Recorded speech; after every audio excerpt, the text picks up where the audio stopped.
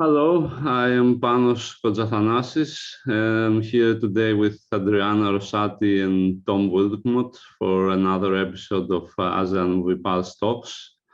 Today we're going to talk about a very interesting Japanese film of the last few years, Melancholic. It is now screening by Sakka Films, and we thought it was interesting enough to give a talk about it. Adriana, can you tell us a bit about what is it about? Yeah, okay, so in Seiji Tanaka's film Melancholic follows the capers of misfit Kazuhiko, that is played by Yoji Minagawa. And as we are told many times during the film, he is a graduate from the prestigious Tokyo University, but he hasn't landed a job in a big company like the majority of his colleagues and peers. Instead, he's still living with his parents, still unemployed and doing not much. Eventually, he get a part-time job at a public bathhouse near his house, and thus start to do it with passion. The film then takes a turn into a darker mode when one night Kazuhiko accidentally discovered the bathhouse business doubles up as a yakuza executing and disposing facility. And also his co-worker Matsumoto is in reality a cold-blooded hitman. And now that he knows, he's invited to help the business and to keep his mouth shut. And so he embraces the situation with growing enthusiasm, but soon his life and the lives of the people that he loves will be in danger for this. And I stop here because I don't want to spoil. Okay. So Tom, what do you think is special about the film? Let's just say, what did you like the most? I think, first of all, it's special just because of how much it achieves on the budget that it has. It crosses into a few different genres. It manages to make the smaller scale story still feel tense, and it's a difficult one to describe, to be honest, overall, because there's so many different things happening within the movie, but there's remarkably few characters, and it's a relatively straightforward plot, but there's a lot to ponder once it finishes. Okay. What did you think about the main character, Adriana? You think he's a loser when the movie begins?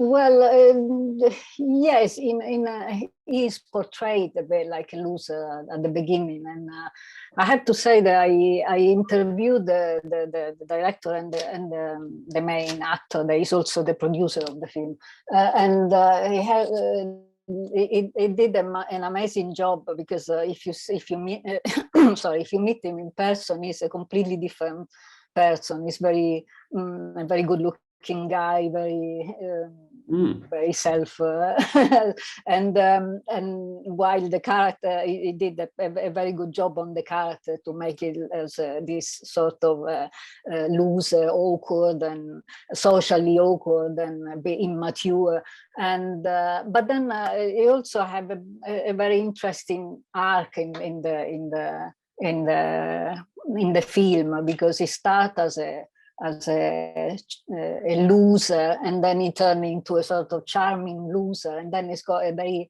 a big change at the end. I don't want to spoil too much, but it turned out to be quite a grounded and settled character. He settled on his own way. He finds his own way. Tom? Yeah, I think that's kind of the main message that I took out of the film the second time watching it. It's very much just an extreme way of Kazuhiko finding his way in the world and place in the world. You know, I mean, like, he's come out of Tokyo University and everyone has all these expectations, or there are these kind of set societal expectations of what that should mean in terms of getting like a big job or forming a company or, being a success. And I mean, even Kazuhiko's parents, to an extent, who the two of my favorite characters in the film, just because they're extremely wholesome, they're kind of subtly mentioning about looking for jobs and stuff, but he just seems completely disenfranchised with life at the beginning of it. And he kind of gets the bathhouse job so that he has more opportunity to see Yuri, who will eventually become his girlfriend in the film. But in doing so, he also kind of finds oddly things that he enjoys doing, although they might not necessarily pay very well, or it just looking for something a little bit more, I think, a little bit more fulfilling. And I think, again, without spoiling anything, he finds that to, in one way or another, come the end of the film. Mm-hmm, mm-hmm. Well, Yeah, okay, so please. Yeah, no, I was saying that, yeah, there are lots of expectation on him, and this is a bit of a social critique in the film about this, the expectation that society has got for university graduates, and so it looks like that he hasn't got any other choice than become a salaryman. And also in the film where things evolve, at some point it seems that he hasn't got any other choice than become to embrace the criminal world. Why in the end he settled for something very simple, a sort of satisfactory middle ground that make him happy, and in a way, it's a sort of a rebel kind of character to this for this. Mm-hmm, mm-hmm. Yeah. I think that, okay, he's obviously obviously maybe not exactly what the term means, but he's like a hikikomori, as they call them in Japan, like people who just stay at home and do nothing and have no prospects, let's say. But I think it's a bit ironic from the director to show a guy who has passed the exams to Tokyo University to be like that, because as you all mentioned, society expects much of those people, like it's like the ideal path, right? You study hard in school, then you go to a big university and then you get a big job. But he's not like that. And I felt that this was kind of ironic, let's say, which is also irony. I feel is one of the main elements of the narrative here. Also, okay, I don't know, how do you feel about him getting a girlfriend? I mean, for me, the way this thing happens doesn't make any sense at all, at least at the beginning. I don't know how you felt about it, Tom. To be honest, I'd like to hear you elaborate on that. It made perfect sense to me as I was watching it, but what didn't kind of work for you with it? Okay, because I felt she was like beautiful and sociable and cheerful, and he's the exact opposite. And from the people, let's say, she could choose from, he was the most unlikely choice, let's say. Like he's ugly, he's a loser, he can't even speak in the beginning, he has no future. So I'm not sure what she likes about him. That's what I took. I don't know. What did you think, Tom? I don't know. I don't necessarily think. I don't think she's as kind of confident as she might come off, or as you feel that she might be. Just because the impression that I got from the character both times watching it is that she was fairly lonely and obviously had her own problems in life. And as for him kind of being, this kind of loser type character, which he definitely is to an extent in the beginning, I do also think that just his complete disinterest in the world around him kind of feeds into that. I think a lot of his kind of social awkwardness and interactions comes more from the fact that he just doesn't really expect anything from anyone, and he's very just kind of sleepwalking through life. Because I mean, we don't see this. It's his post-university life. Well, like we have no idea what he was like in high school, or we have no idea what he was like at uni. We just kind of see him after, in a situation that a lot of graduates find themselves in, where they end up moving back in with their parents and it's trying to find their way in the world, whereas before there was kind of a straight path to follow. I think it worked, the romance, just because there's that great scene early on with the high school reunion where they're kind of sitting together on the stairs, and it's clear that both of them aren't really part of the main group of high schoolers, So I would say that she comes across as a bit of an outcast in that sense. But also she makes the comment to Kazuhiko about the fact that Tamara, I think his name is the student who's now got his own company, and he's come back, and all the other high schoolers are kind of sucking up to him. And she kind of makes the point that it's kind of pathetic the way that they're doing it, like it's not real, So I think they're both cut from the same cloth in the sense that they're quite down to earth, and cynical, maybe. Adriana? Well, I sort of agree. I did. I mean, she's very sweet, and you're right. It may not look like the perfect match for him in a sense of, I don't know, points. But the school reunion is quite pivotal for that, because you see, like Tom was saying, that they both they not really participate. They end up sitting and chatting, the two of them, and also I think that one good thing that I really enjoyed of this film is this mix of genre, and the fact they start a bit like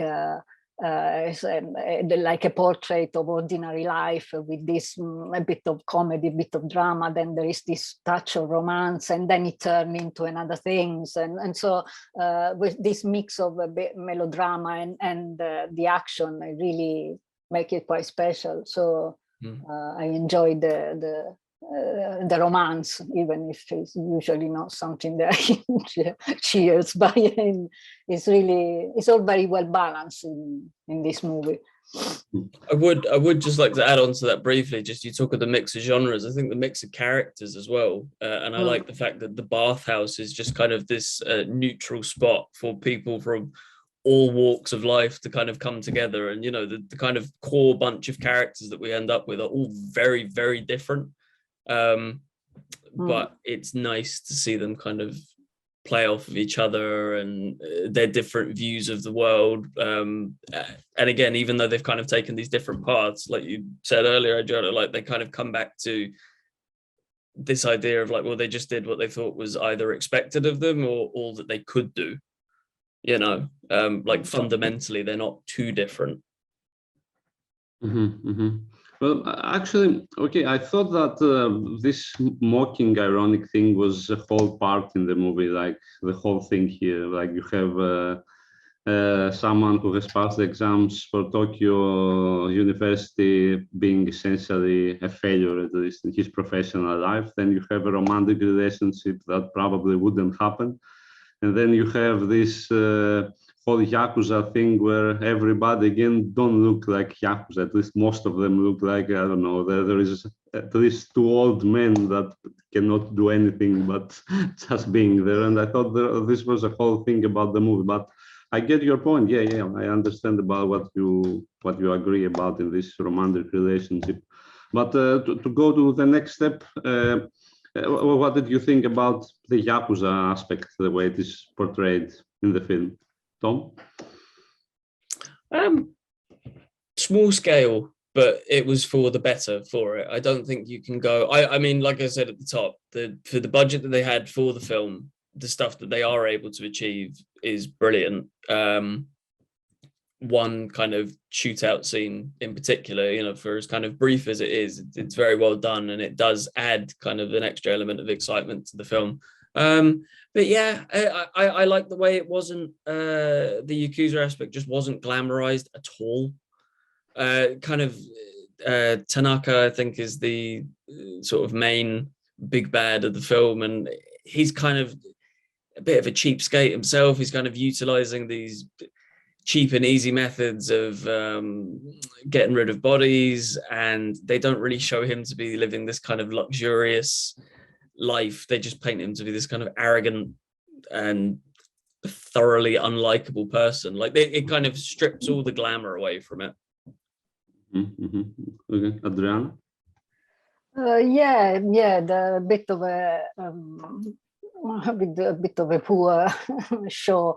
I think also, you know, one of the theme of this film is this a bit of a conflict in the old generation, the new generation, and a bit the yakuza represent a bit of the stillness of the old-fashioned world, and but there is an undercurrent humor in the whole film. You know, I found really funny, like the scene, without explaining too much, but the scene with the ketchup.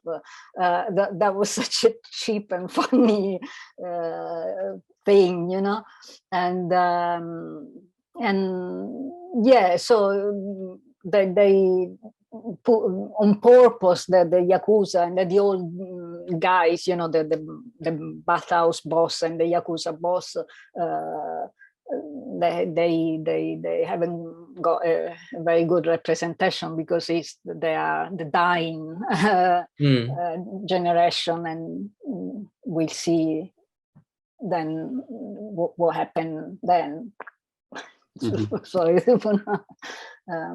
Okay, well, I think, okay, obviously I agree with both of you, but again, I think the director is mocking yakuza in a way. I mean, okay, if you see which are the people that comprise of this gang, you see like an old man, a middle-aged man, and then you see a young man who is capable, but he doesn't seem very reasonable, as we see as the movie progresses.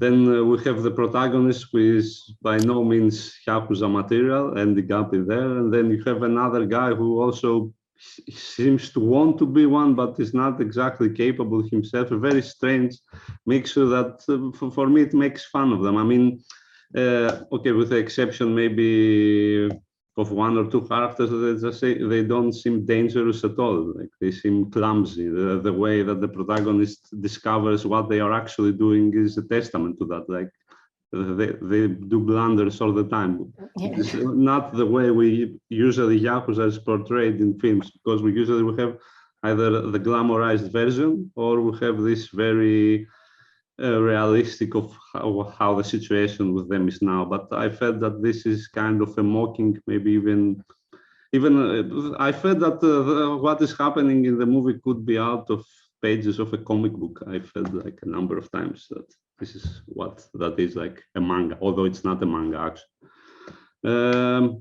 Well, yeah, it's not very realistic. Representation is, again, as I said, that there is an irony in the whole film that is quite, make it quite funny. It's not funny, haha, but it's funny. Yeah. Tom, you think so? Yeah, no, there's this kind of very just offbeat humor kind of running throughout the film. Especially some, I mean, so I would say that just to contrast with the humor, there are some bits that do get kind of distinctly dark. There aren't many, but you do kind of feel the weight of them when they do come around. Notably, at least a couple of the kind of killing scenes in the bathhouse.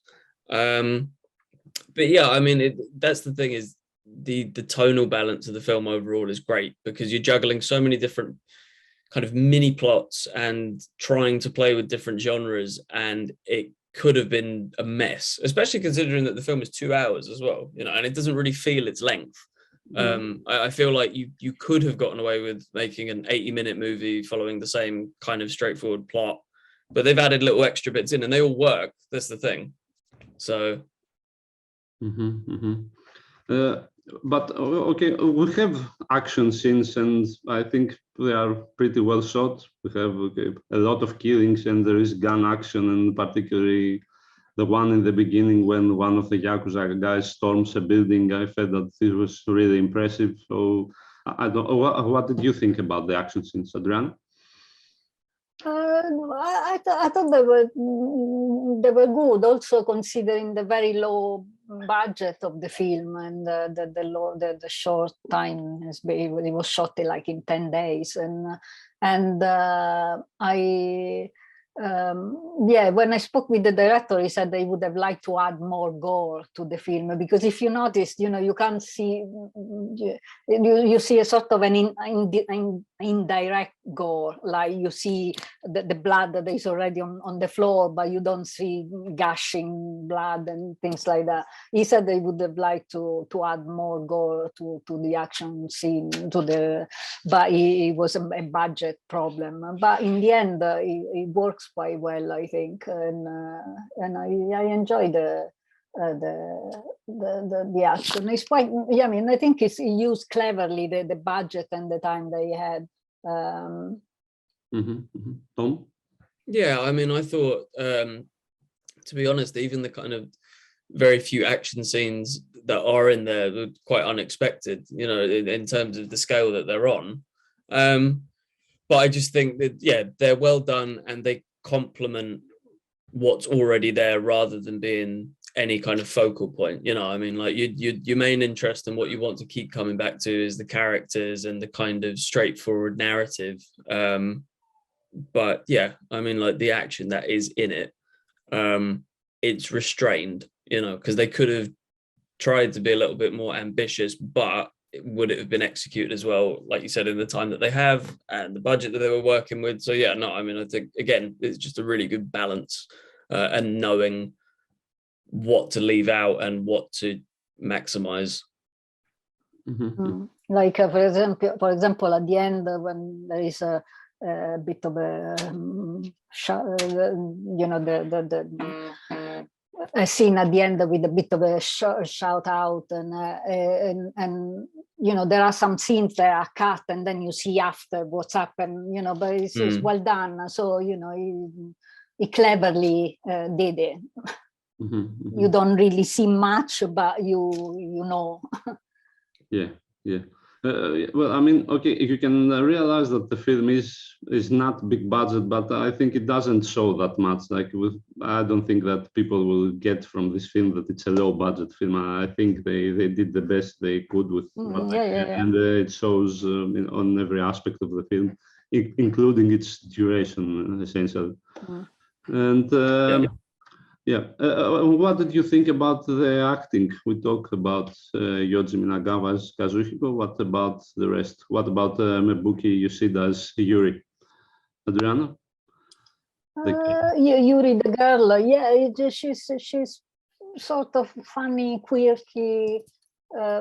She's a very lovely character, and I think there is quite a good chemistry between the two. They were, the first two actors. Actually, the Minagawa, the main actor, it's him that contacted the director with the idea of making a film, and he produced it as well. So he was on board from the start, and so I think the girl was good, and also Matsumoto is quite. It make a good contrast with Minagawa. They do like this buddy couple, odd couple. Tom?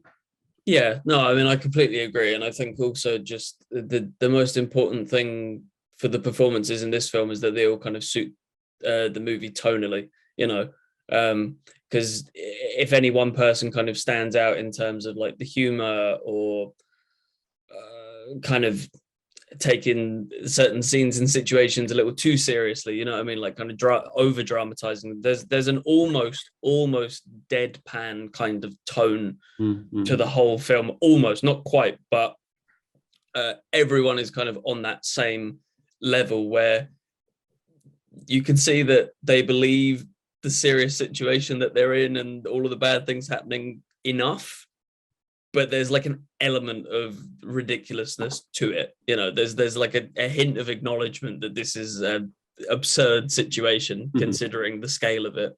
But yeah, no, I mean, I wouldn't say that anyone particularly stood out, but I think it's a great ensemble. and importantly, it, again, just restrained. It's like there aren't too many characters, but the ones that are in it, they all matter, you know.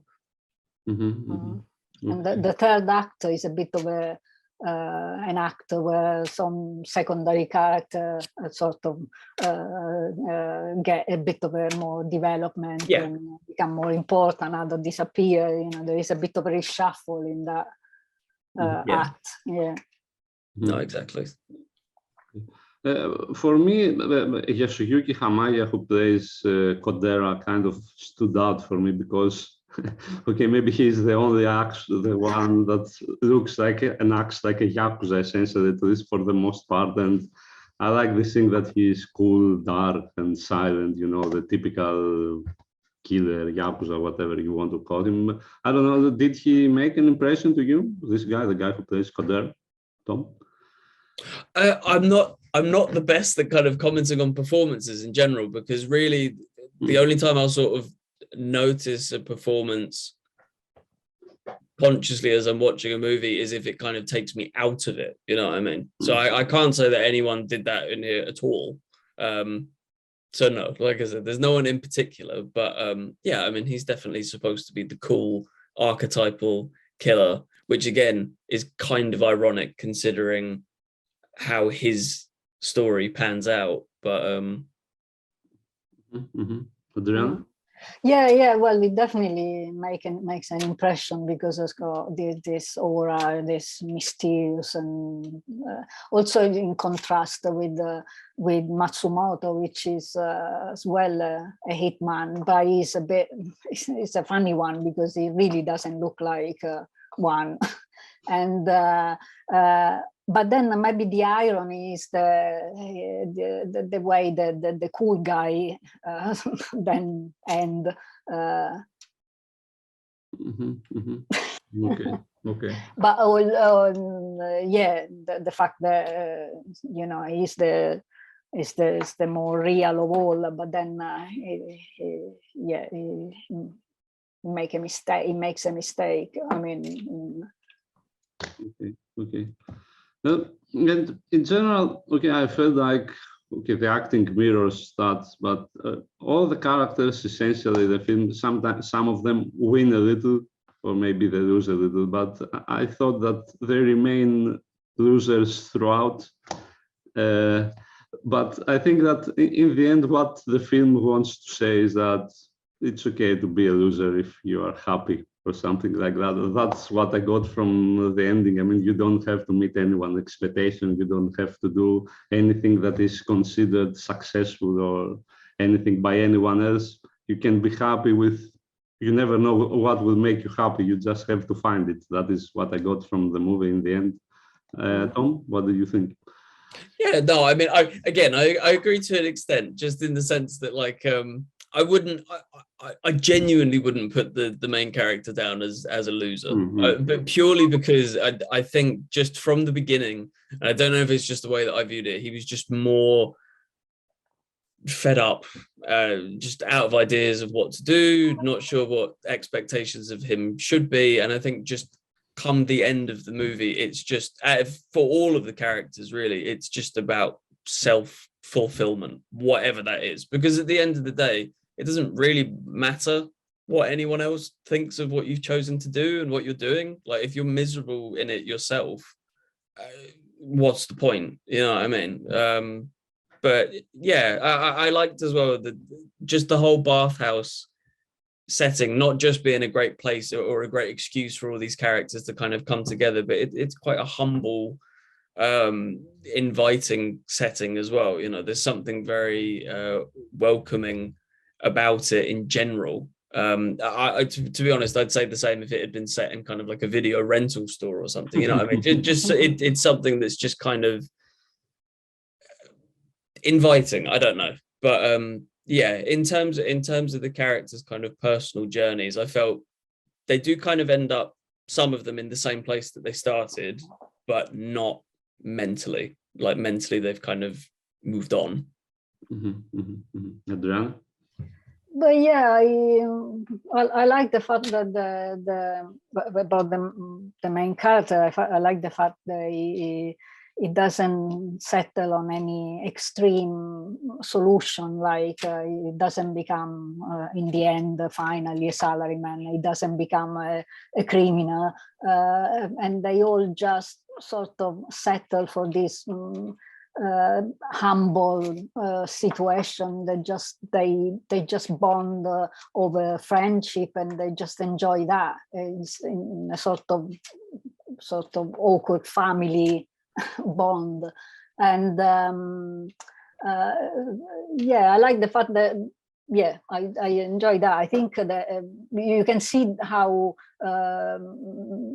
Kazuhiko start to enjoy the job in the bathhouse at the beginning, for example. And he turned from someone that was at home doing nothing and doing his job with also a bit of pride. Even the cleaning the corpse, doing with pride, as probably because that means that nobody was bothering him about, becoming a salaryman because he had the university degree and all this expectation. And so, yeah, they don't become, he doesn't become a winner all of a sudden, but he settled in his own world, accepting life like it as it is. Yeah. What he gave. I think that's worth just kind of picking up on as well with Kazuhiko, kind of his initial acceptance of what's going on at the bathhouse. Like I remember the first time I watched the movie, I remember thinking, is he going to turn out to be a psycho or something? Because he's kind of very comfortable very quickly with the fact that this place is being used to execute people, and he seems very pleased at the fact that he's kind of cleaning up the remains and stuff. But just on a second watch through and kind of bearing in mind that state of mind that I kind of perceived the character to be in at the beginning, where his life is just kind of aimless, in some weird way, this job, which he sees as kind of special, gives him like a purpose, some kind of responsibility that he can cling on to it. Because I mean, he's very upset when he first learns that Matsumoto is sort of in on the bathhouse gig as well, like the night gig, because he feels like that was something that was kind of special to him. But as it goes on, he kind of grows and matures a bit from that as well. Okay, yeah. Okay, let's close with a funny question. Let's say, would you go out for a drink with the protagonist, Adriana? Yeah.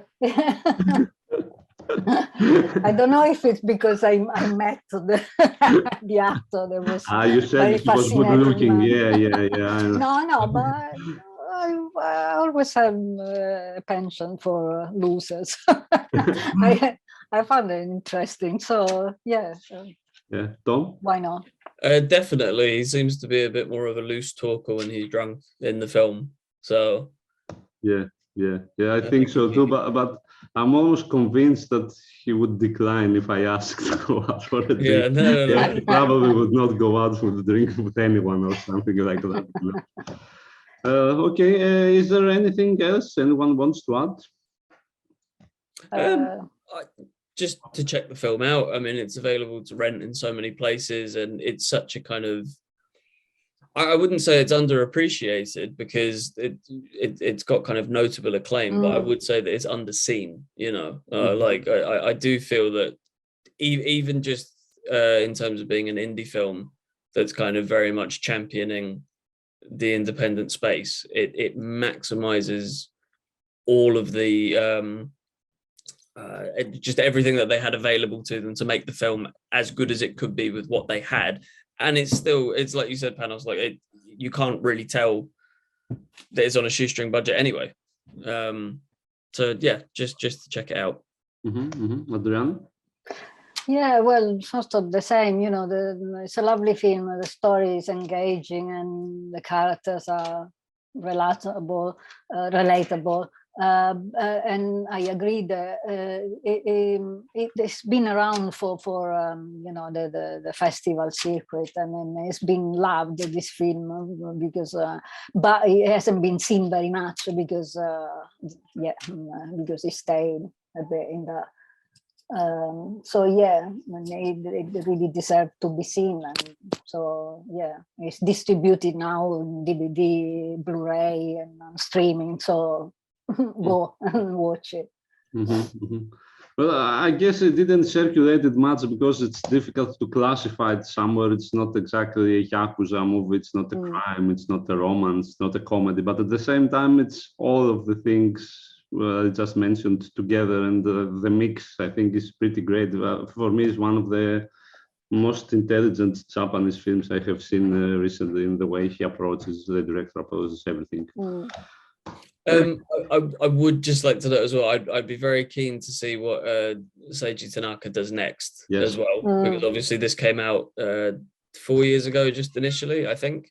Yeah. And I'd be very keen for him to get his hands on another project because, like you said, intelligent, well-directed, and he clearly knows how to work with the budget. So the script and well script. So yeah, it'd be interesting, to see. Well, right now, as I mentioned in the beginning, it is available from Sakka Film, so anyone who wants to check it, it's easy to get it from there. And I guess that's it for this edition of ASEAN Movie Pulse Talks from Panos Kotzathanasis, Adriana, Rosati, and Tom Wilmot. Have a nice evening and see you soon again. Bye.